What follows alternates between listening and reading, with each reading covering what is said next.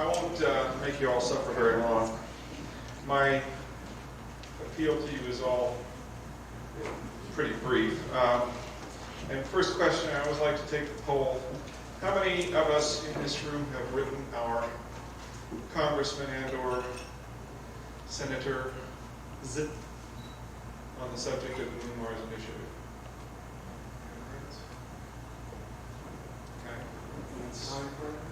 Okay. Well, since the Moon Mars Initiative was announced in January. Okay. The tools of political activism are pretty basic, aren't they? I mean, if you want people to agree with your position, you have to start by telling them what your position is. Okay? And the way you do that is orally or in writing. And your tools for doing that are letters to Congress, letters to your newspapers, and meetings with congressmen and senators, either in Washington or at home. And I'm going to put in a plug once again for the Moon Mars Blitz, which will be July 11th to the 13th in Washington, D.C. This began as the second annual NSS Washington Legislative Conference. And since then, the Moon Mars, we have trouble picking a name for it and sticking with it, don't we? We call it the National Space Division now, or something like that. So whatever is being called this week, a number of groups agreed that it's the way to go, and we all are getting together to have a concerted presence on Capitol Hill the third week in July. And I realize that's time and money out of your personal lives. You've already devoted some to come here. I would ask you to consider the fact that NSS is the host for this event. It was our time slot, and these other groups are coming in to join us, and it would be really bad form if we didn't have a good showing in D.C. ourselves. If everybody else came to our event but our own people. So think about that. But if you can't make it and can't afford to do that, there are local meetings. Your congressmen and senators, really more congressmen than senators, but they both do it, do come back to their districts and visit and have town hall meetings. And if you can call their local offices and find out when those meetings are going to be, you and your local chapter, and hopefully you have a local chapter. If not, circle up the wagons and bring your friends, and get together as a group and have a small private, arrange for a small private conversation with your congressman. Now, having said that all these groups are coming together to support the Moon Mars vision, I think it's also important to talk about Ronald Reagan's 11th commandment of politics, which is never speak ill of somebody on your own side of the fence. We have, over the course of the history of the space activist movement, fractionalized ourselves out to the point where people are debating how many angels can dance on the head of a launch vehicle. And the message has gotten rather diffuse and confused. I mean, we all share the common vision of where we want to go, we just disagree on tactics on how to get there. We have our disagreements with practically everybody else, and sometimes internally. But that's not the way to sell an idea to the public. Let's start looking for greatest common denominators instead of lowest common denominators within the space movement. That takes some humility. That takes some willingness to listen to people that aren't as clear-headed as we are on the exact way to go. But let's concentrate. I would appeal to you all. Brian Chase had what I thought was a brilliant piece, his last editorial in Ad Astra before he left us as executive director, about let's not once again form the circular firing squad and concentrate on killing each other. Let's concentrate on our common advance. I don't have a whole lot more to say here except that NSS at the board level, at the management level, is looking as hard as it can at ways of giving you tools to help you get the message out.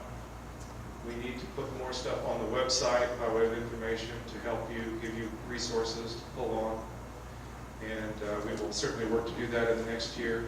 The other thing we want to do in the coming months is reactivate the NSS phone tree. But it won't be the phone tree that some of you remember from its earlier incarnation. Basically what we want to do is have people who are interested in timely political alerts to get with their congressmen and senators, to sign up to be on this list, to be contacted briefly saying there is information available on the latest legislative initiative at the NSS website. You can go to the NSS website and look at it, rather than having people tied up for a long time, sending the message out orally from whispering in one person's ear and passing it on to the next person. A simple mechanism that helps us get beyond email, which sometimes doesn't get through in a timely fashion. Just to alert people that there is something out there for them to look at and consider whether they want to write a letter to their congressman on that issue or not. The rules for writing letters are fairly simple and long-standing. They are be brief, be concise, be focused on a single issue rather than having a laundry list of desires, and try and keep it to one page. And try not to become your congressman's most frequent letter writer. They're not your pen pal. Briefer and less frequent communications carry weight. Letters carry more weight than emails. And that's basically what I had to share with you today, and I'll be interested in hearing anything you want to say to us when we're finished. Hello, I'm Marianne Dyson. For those of you who don't know me, I'm on the National Space Society board. I've been involved with politics as soon as I was old enough to vote. How many of you voted in the last election? Oh, good. All right, that's it. That's what this is all about. I started out as a congressional intern right after college. There are lots of opportunities for young people. Some of you have children. You can get them internships by writing to your congressman and asking them which ones they have available. I was on an LBJ congressional intern. They pay you for your expenses and stuff, so you can go and be a congressional staffer for a month. And it was a lot of fun. It was a great experience for me. I had my sons be pages at political conventions. They always need pages. They have to be 15 to 18. We've got conventions coming up. You might look to Collier County about that. There's some other opportunities. But I want to talk to you, especially, this is an election year, as we all know, and that means that there's lots of opportunities for you to get involved politically and to become a political person in your area, somebody that really knows what's going on. Now, the first thing I put on this, I've made a few copies of this, but so you can copy down. The first thing you need to know is what you're talking about. Nobody wants to listen to you just blab on about something, but you need to know what you're talking about. Your first ingredient is to be enthusiastic about space. You wouldn't be here if you weren't enthusiastic. And your passion will rub off. When you go to talk about these things and you say, I really care about this, that's going to come through. So that's number one thing, is your attitude. You're going to go at this because you care about it. And it is your number one issue.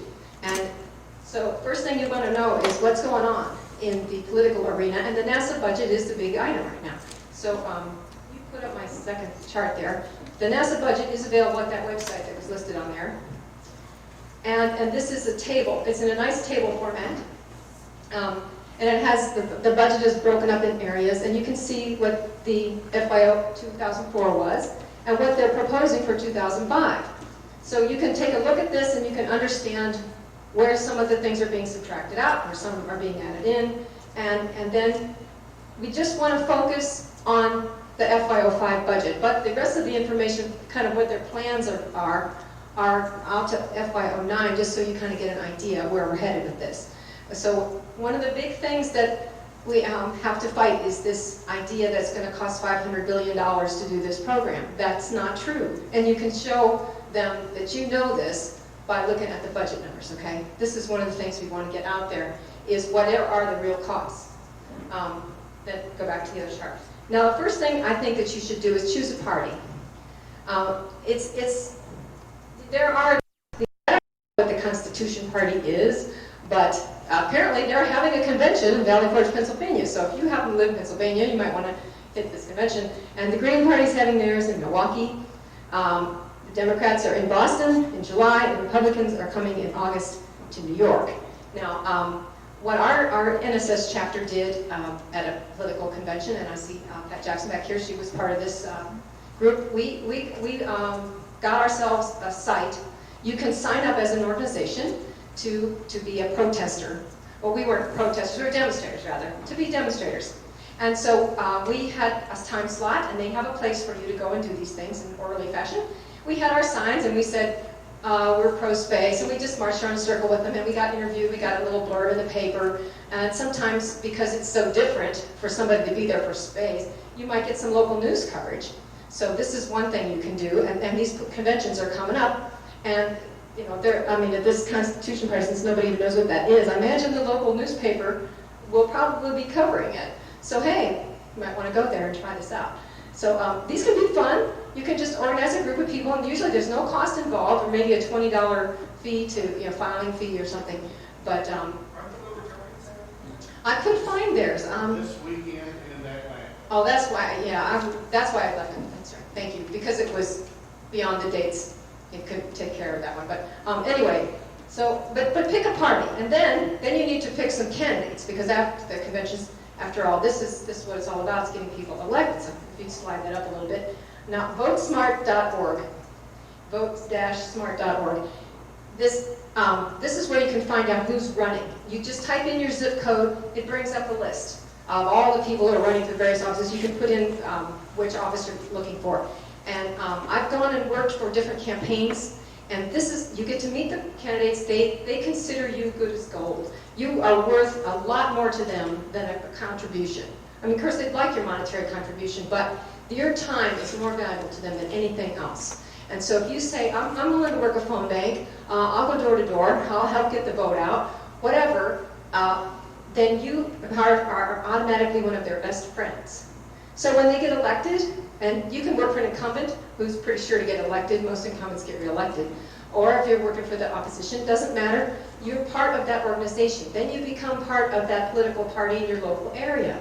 Well, the way it worked with me, I worked on Kay Bailey Hutchinson's senatorial campaign when she was a new senator. So I came in on the ground floor of her organization. I know who all the key people were who were working for her campaign chairman, and so on. And you help those people, and they remember you, and they love to see you. And when you go in later on after they're elected, and you say, it's very important to me that we get this bill 3752, was it? 3752, I want that to pass. And they're going to listen to you a lot more than just anybody who shows up, because they remember you. Oh, you worked on my campaign. Oh, okay, what was that bill number again? See, now they're going to listen to you more. You have more clout, because you're a somebody. And then, so pick somebody. Pick some campaign. Surely there's somebody out there that you can support. And it may just be one weekend that you donate in September or October, but that will really mean a lot to them. So pick somebody and go and work for them this fall. And you will become part of the political machine, and an important part of it. So then you want to contact the incumbents. To find out who your incumbents are, there's another website, the firstgov.gov/contact/elected. That they have a website there, that's HTML. That's where you can find out who your incumbent is. Because some of us have just been redistricted again, and so we have to look up and see, okay, my state rep changed, whatever. So you know who those people are, and then those are the people you're going to write your letters to, as Cook's saying. This is a simple format that you use. But better yet, find out when they're going to be on break, and they're going to be in the local offices. That's when you want to talk to those people. When they're there in your neighborhood, and you can go to their local town hall meeting, you can arrange to go to their office, And you set this up with their scheduler ahead of time. So you do need to call them probably 2 weeks in advance or so. And get a friend and go. It's much more fun if you have somebody with you. And go and have something to give them, to leave there when you leave. It can just be a one-page sheet, maybe about that bill, maybe it's about, just that you support the vision and that you're a member of NSS. Make sure you identify yourself and say, I'm a member of National Space Society, and space is really important to me, and I wanted you to know that, and I wanted to come and meet you personally. Now, if you've also worked on their campaign, even better, because you say, I'm one of your campaign workers, and I just want to bring this bill to your attention. I want you to know that expecting you to vote yes on this NASA budget appropriation. And then they'll say, oh, well, thank you, and they'll pay more attention to you because you are part of their organization. So, but even if you're working for their opposition, doesn't matter. They know that you cared enough to come and visit them, and that means a lot. So don't be afraid to talk to your incumbents. And after a while, also, you should get to know their staff members. And you may have worked with them on their campaigns, so you might get to know them that way, but you can get to know who their staff members are for the committees they're on. If they happen to be on one of the space or science committees, then you want to know who their staff member is in charge of that. So you can get to know that person. And then when things come up while they're in Washington and you can't access them very easily, you can usually talk to their staffer and they'll relay the message for you. So that's a good relationship to build up. And then, of course, I put down here volunteer. Now, how do you find your local political party? Usually the phone book. It's all in there. You just do, or you can get online and do a Google on my county is Harris County, so I do Harris County Republican Party, and voila, there's the website. Some of them have it organized at the county level. Some of them are for cities. Depends on your area. But just do a search on a couple of your local names and see if you can't find your party headquarters. So you can go and work with the party, and usually they have get out the vote campaigns, whatever. And if you're like me, I found out that my precinct chairman had just moved and they had a vacancy, and they said, they're desperately looking for somebody to fill that position. And I said, oh, gee, I could do that. And so I became precinct chairman. I was a precinct chairman for 6 years. And then I talked to my neighbor into taking it over. But if you become a precinct chairman, then you run the elections. So not only are you part of a campaign, perhaps, but then you are actually running the election, so now you're an election official. So then you get to meet all of your neighbors when they come in to vote at your local polling place. So I now know all of the people who live in my neighborhood who are in my party, and I get to know them by name. They get to know that I'm one of the people who's running the political machine in our area. And then when we have our political conventions, which we had this spring, we had our local, we had our voting in March, and that evening we had our precinct convention. So my neighbor, who's now the precinct chairman, and I ran the precinct meeting, and we voted on resolutions. Well, guess what the first resolution was that I put in? Support for the new space vision and NASA's budget. And it passed unanimously, I'm glad to say, at my precinct, and they passed it on to the county. Now, I also handed it out to some other precinct chairmen when I went to the precinct chairman's meetings. They call it the executive committee. And so I got in some other precincts, they also introduced this resolution. And then it goes up to the county, that they call it the district level. We meet by Senate districts in Texas. And so we had our Senate district conventions in April. And I dragged my son along, who's 18. It was his first time to vote. He wanted to see what this process was all about. So we went along and he introduced a resolution. And we got our space platform piece plank into the district level convention. Some of these precinct meetings are very poorly attended. I mean very poorly attended. So I have a friend in Texas who came to the precinct meeting as the only person there, approved all of his resolutions and went home. Exactly, that works. That happens a lot. Yeah, people don't like to come back after they voted. They're like, I don't want to go back because the precinct meetings are that evening, and people have other things they want to do, so they don't come. So sometimes you may be the only person there, and then by default, you are the precinct convention chairman, and you get to approve all of your resolutions and turn them in. So, and then you can elect yourself to be the delegate to the district, and so you get the number of votes that your district gets in Texas depends on how many people voted in that last year's governor's election. So for my precinct, I think we had 30 votes or something. And if only 2 people go, they split it. They each get 15 votes. So, you know, I mean, we could have sent 30 people each with 1 vote. But instead, you know, we just picked, well, actually, our precinct, we sent, I think, 12 people. But so then you do this whole process again for the next level, for the state level. It's a little harder to become a delegate at the state level. And so you go from the district to the state. And John has his hand up. He's also been through this process many times. I should point out that at my precinct meeting, there were 3 people, myself included. And when you have a low turnout to your precinct, you still get the same theoretical number of delegates to the Right. state convention. So I'm already went to the district convention, and as soon as this convention is over, I'll be going directly to the state convention. Right, our state convention is next weekend. And John's a delegate, and I'm an alternate delegate, and my son is an alternate delegate. And I'm a delegate too. Oh, you're a delegate too. See, so we've got Texas covered. How about you all?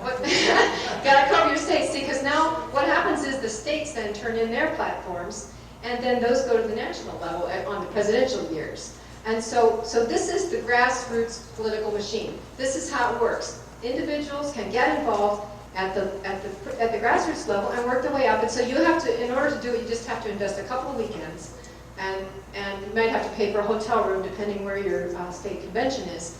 Now, to get elected as a national delegate is extremely difficult. Usually, these are set aside for the people who were the campaign workers. So if you were a campaign worker and you also donated a bunch of money and you've been doing this for a while, that you would have a shot at becoming a national delegate. But mostly it's people they're trying to reward who have been in the system for years and years. So it's very difficult. But you could be one of those people who helps that person get elected to that National Resolutions Platform Committee, and then you say, you know, the most important issue for me is space, and I want to make sure this gets then covered. So if you'll push this one for me, then I'll vote for you. And they'll say, oh, okay. So I got a bunch of calls last week. I bet you did as well. The people who were running for the state positions and the national committee man and committee woman positions have been calling us and saying, you know, would you vote for me? I'm this and that, and here's what I support. And I said, well, that's all well and good, but my main issue is space. I want to know, how do you feel about the NASA budget? Are you going to be supportive of the new initiative? And they're like, oh, well, yes, it's very important to Texas economy that we get this in there, you know? And see, they probably had not given it a moment's thought before they talked to me. But hey, they're calling me, so they're going to get to hear what I want to tell them. And also, it just so happens my district, I live in Tom DeLay's district, and as we know, he's a pretty important person on the Hill. And so when I'm there at the convention, at the last convention, I volunteered to be the secretary of the convention. So I'm up at the podium because I'm, you know, taking the minutes and whatever. And so he comes up to speak, and so, hi Tom, good to see you again. He's like, who is she? Oh yeah, she must have worked on one of those campaigns, you know. So he keeps seeing me everywhere. And so after a while, he's kind of like, oh yeah, you're the space lady. You know, when I go to the resolutions committee, now they see me come and they know, oh yeah, that's Marianne, she's the space lady. And so this is a good thing. Now they come to me for, you know, well, somebody put in a space resolution. Would you take a look at this? And they asked me to serve on one of the committees. So, you know, you can do this. And one of the things is, even if your resolution fails, you will have succeeded, because you will have educated the whole room full of people who were there at that convention. And these are politically active people. These are people that we want to know about our stuff, and mostly they're going to support it. It's not that controversial. So as long as they know about it, then they can support it. So you can be that person who educates them about that issue. So I really encourage you to do this. Now, you got to wait 2 years for the next round of these conventions. But the campaigns will just be going into full swing this summer and this fall. So now you still have a chance to get in on the ground floor, and I urge you to get involved. And so don't forget to vote, because if you don't vote, then you don't get to complain about what those people do once they get in office. But if you voted for them and said, hey, you said you were going to be supporting space, you know, I'm just reminding you that you said that. And so if you voted, then you have a voice, and I want to encourage all of you to vote this November. So, and we're not just talking about the president's races. We're talking about all the way down to the bottom of the ballot, because those people are the ones who appreciate you the most. And you know what? Those people don't go away. They keep running for higher and higher offices. So you get to know them, You get to know all the people in the party, and that's how we get our political influence, from the grassroots up. So good luck, everybody, and if you need some more references, just let me know. I'll be happy to try to help you out and help you get some resolution stuff in. So thank you very much.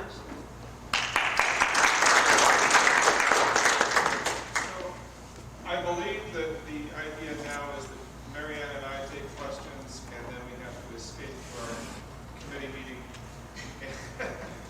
Well, if you want to know more about the moon, happen to be the author of this book. So it's written for children, so it's just the right level for all the politicians. Before we start taking questions from the floor, I have a question for all of you. What, if anything, would you like NSS to do to support you in political outreach? I mean, we've been asking for your support for the NSS position in political outreach, but obligation runs both ways. You know, we have an obligation to you, to give you what you need from us. And my question is, what you think that is?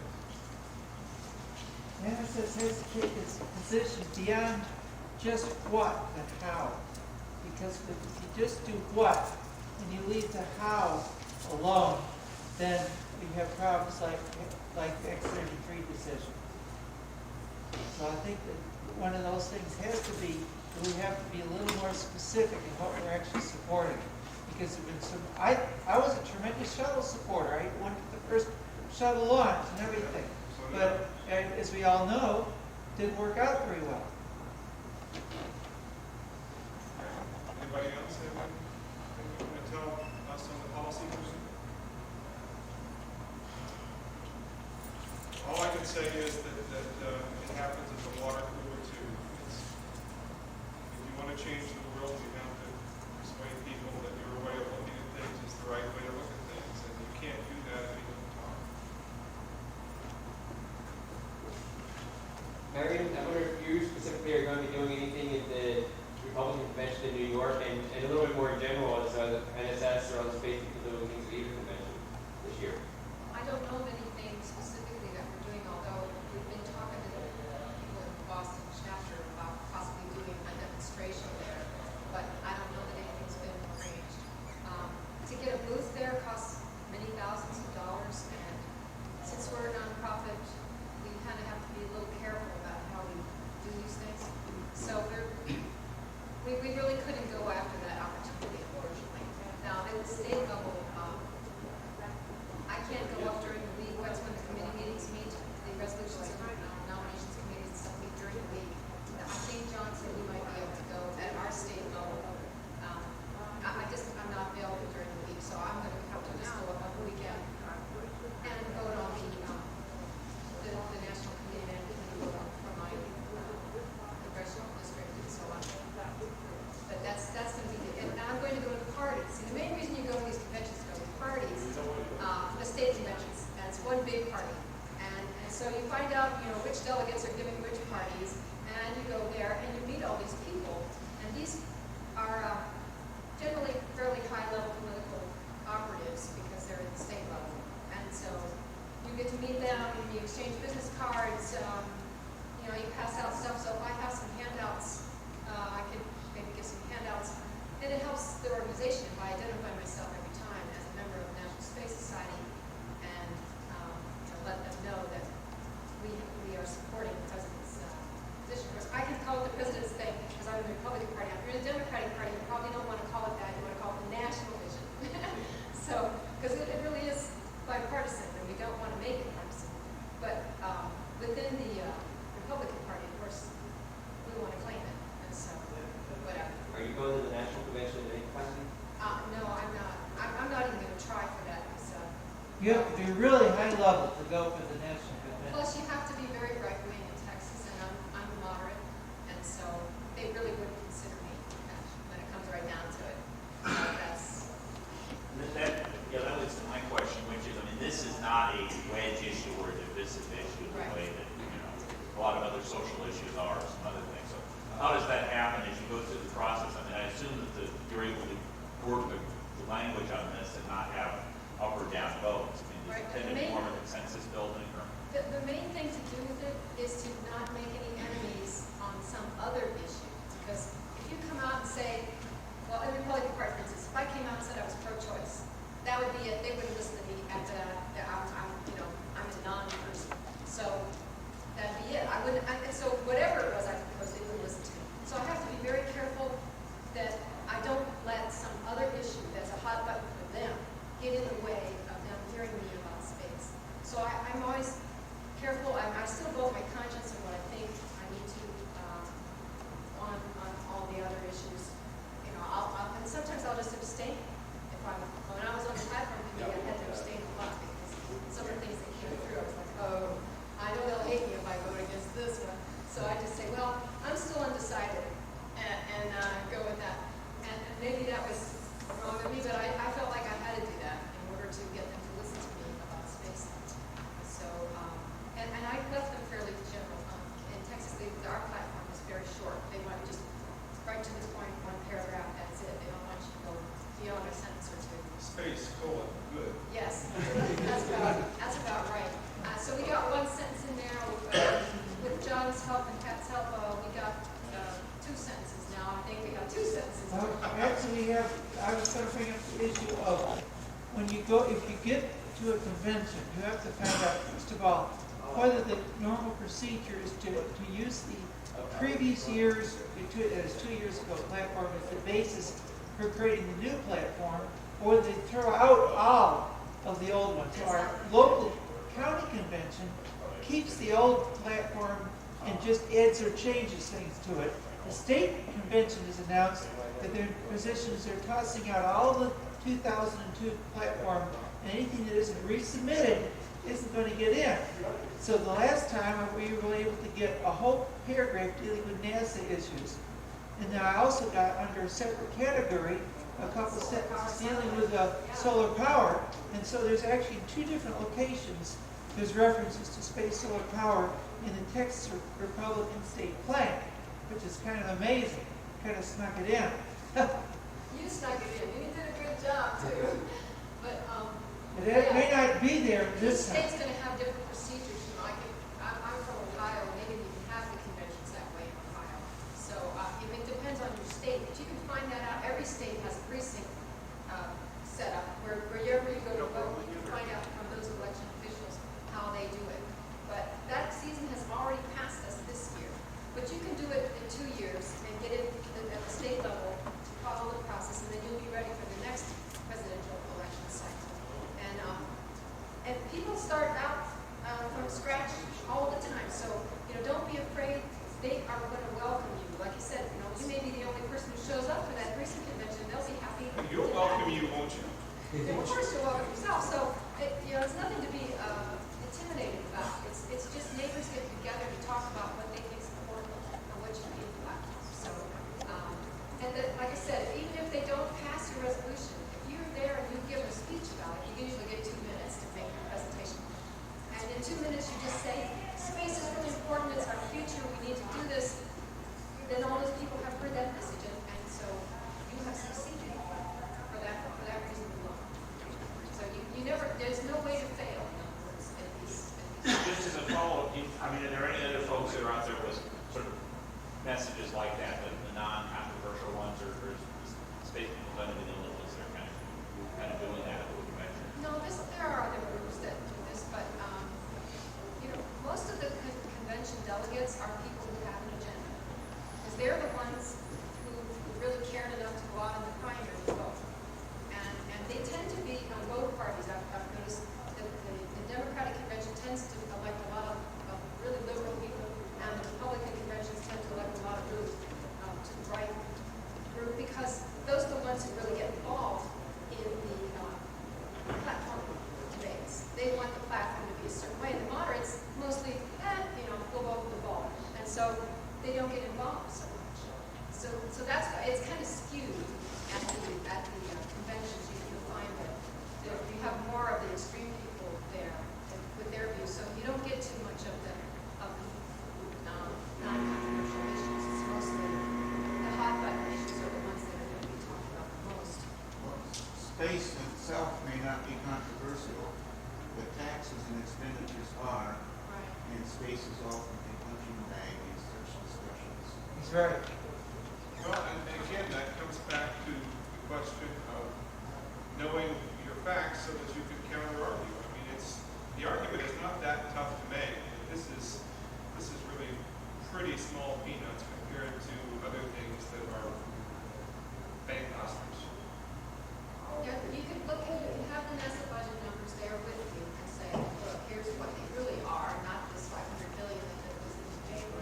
The simplest thing with this bogus $500 billion figure is to say, look, here's what the maximum projected figure for NASA is over the next 10 years. Now, how long would it take spending all of that money on the human space exploration vision, and it's only a component of NASA's budget. But let's just assume that it makes up the whole thing. How long would it take spending the NASA budget every year to equal 500 billion? It's going to take you about roughly 30 years. And then the other thing is, how much does the national highway system cost? I mean, you're spending money on it every year.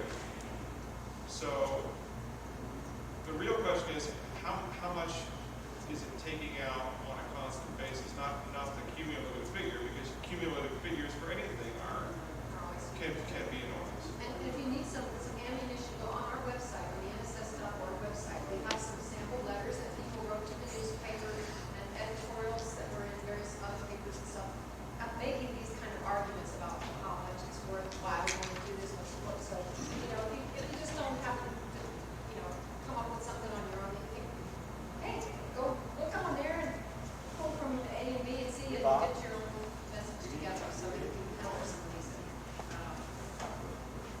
arguments. And don't forget to talk about spin-offs. I know it's boring, but it's a fact that every dollar we spend in NASA comes back to us multiplied. And we know this is true. And that's not true with a lot of other government programs. So tell them that it's an investment in our future, it's important to our children.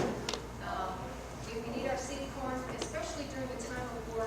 We need to have that hope for the future, that it's going to be a good future. And we have this vision of what that future can be. And it's positive and it's wonderful. It's worth fighting for. And so that's we need, and we need to do it now so that we'll be ready when we finish this war. We need to have that hope. Like back in the 60s, people said the space program was the only thing that saved the whole decade. We have so many negative things, so much bad stuff going on, and yet the space program was there for something positive. We have to do something new and positive. And when you talk about spin-offs, I think that I actually don't think that's the very best argument to use, but sticking with that for a moment, it's not only hardware, it's not only physical inventions, it's a revolution in management thinking. I mean, the management tools that were created to build the intercontinental ballistic missile by the Air Force and Navy were propagated through American industry through the Apollo program. And those management tools, things like PERT charts and Gantt charts and all that sort of thing, are what make American business more effective than business elsewhere. It doesn't just apply to technological industries. Just follow up on that just briefly. If you talk to somebody and they're absolutely opposed to one thing done, government money in space, get them into commercial space. HR 3752 isn't going to cost the public a dime. As a matter of fact, it's going to bring in government taxation. Aerospace is one of the last areas in American hardware production, physical production, that still has a positive balance of trade. And Airbus is eating into that all the time. I mean, if you want the aerospace industry to be healthy and maintain its positive balance of trade, then you have to keep pressing forward somewhere. Two possible points about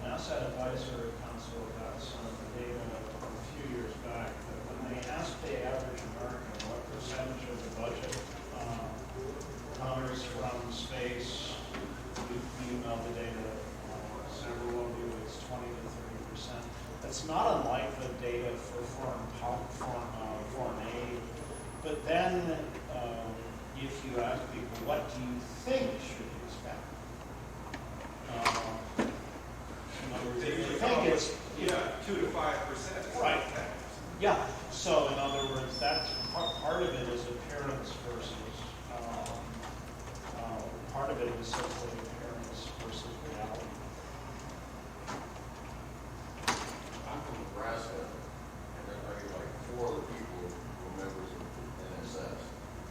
And I talked with Senator Exum, who was on the bill, and we got it all like you're talking about. There were people absolutely convinced on both sides that if you completely dismantle NASA and soul of everything, all our monetary concept would be over. They were So they absolutely really need you in there to tell them that that's not true. and Senator Exum just stopped and did that is the reason why this is here. And he also included all the military stuff. Because at the time, there was this evil And there's a empire. big conference coming up in Nebraska, right? The Space Strategic Defense Conference. Strategic spaces, Strategic October. Space, October right? 6th and stuff. And so, with the handful of us that try and make our claim, we're just this little voice, way out in the middle of some pasture. But you're important, you're very important. So it gets hard, and then sometimes somebody else has been hearing something, and they already know different. So sometimes you feel, all right, somebody else is not here helping us out. But a lot of our farmers, ranchers, have been convinced that get rid of everything, all our problems. Well, Your letter to the editor will make a lot of difference in educating this. you know, with these farmers and ranchers, does good, better weather prediction help them at all in their, Oh, immensely, and not only that, but most of the ranchers and do they know where that comes from? Do they make the connection between the satellite picture of weather happening? it's not just the weather, all your crop futures are 6 months into the future. The companies like that. So only a handful actually knew what was going on. Then they had to cut back on that. And here's the really frustrating thing. I mean, you go to Washington, you sit in with this staffer. Well, Congressman and I just feel that we have so many more pressing problems here on Earth. This money we better spend on. And she's sitting right next to a PC. And she's got a cell phone in her pocket. And she makes no connection. And you want to just reach out and shake it. Don't do that. Don't you? Yes. That's what you want. I'm not advocating that. Well, I have been very involved with that. One of the basic things I actually do find in college school is that every dollar spent on average gets 7 back. Whether it's revenue, in business, or in tax numbers. And sometimes they don't see it. But then again, having said that, let me also say that you can, these conversations can make a difference. And you can see light bulbs go on in people's eyes. A few years back, I believe it was 2001, I was part of the March Storm. It was an event which frankly inspired what NSS is trying to do, legislative activism. And let's give credit where credit is due. March Storm was there first, and God bless them. They showed the way. So I was there talking to the staffer of Democratic congressman from Florida, who was one of Bill Clinton's biggest supporters. So I kind of clenched my jaws very hard, since that's not where my political persuasion lies. Instead, started talking about one of the planks of the March Storm that year was more funding for asteroid protection. But one of the things that they had put together as part of the briefing materials was a chart that showed what would happen to the east coast of the United States if you had a mid-Atlantic asteroid strike. And this guy, young guy, looked at this map of his home state of Florida and saw that his district was basically under about 50 feet of tidal wave, washed away. And I've never seen this before, it's literally true. It rocked him back. He sat back in his chair like that. So you can connect. NASA is partly responsible for this. In 1962, it gave away both weather satellite turf to what became NOAA, and it helped to pass the Landsat bill over the fourth liberal filibuster in the Senate. It was the fourth filibuster in the Senate history. It was mounted by liberals, okay?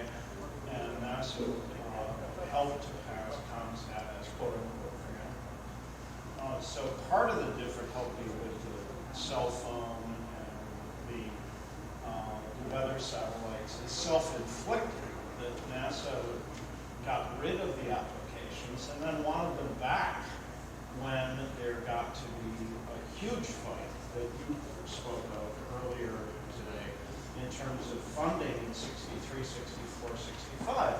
And so there hasn't been this applications orientation. You're quite right, the average person, including the average young person using a cell phone, watching the Weather Channel, has no idea that any of this is connected to space or civilians. But I think that's a self-inflicted thing. In other words, Earth isn't part of the space movement's definition of space as well. I think the larger point there is that of persistence and capacity for filibuster. The kinds of changes that we want will not happen overnight. They will be incremental, and that means we have to be in it for the long haul. When we want to shake people really badly, we have to just kind of take it. What I'm pointing about is different with the filibuster. In other words, there were 15 senators who said, don't do this, don't create a communication satellite, keep it in NASA. There was the head of the Jet Propulsion Lab, okay, saying, don't do this, don't do this. It's like a public utility. We shouldn't give it away. There were NASA headquarters people fighting like mad, saying, we can't give this away. If we give away these applications, there won't be a reason for the person in the street to care about space. Okay? And it went through anyway. All right? So some of what difficulty we have is self-inflicted. When you read the damn minutes, they're fighting it out at the top in NASA about how this should be. That was 40 years ago. All those people have done. But the perception remains. The perception that they created remains. In other words, once you get rid of applications, it's hard to get them back. It's very easy to give away something. And it's, in other words, giving away territory to the military is hard. Buying it back would be difficult. Well, I want to thank you for your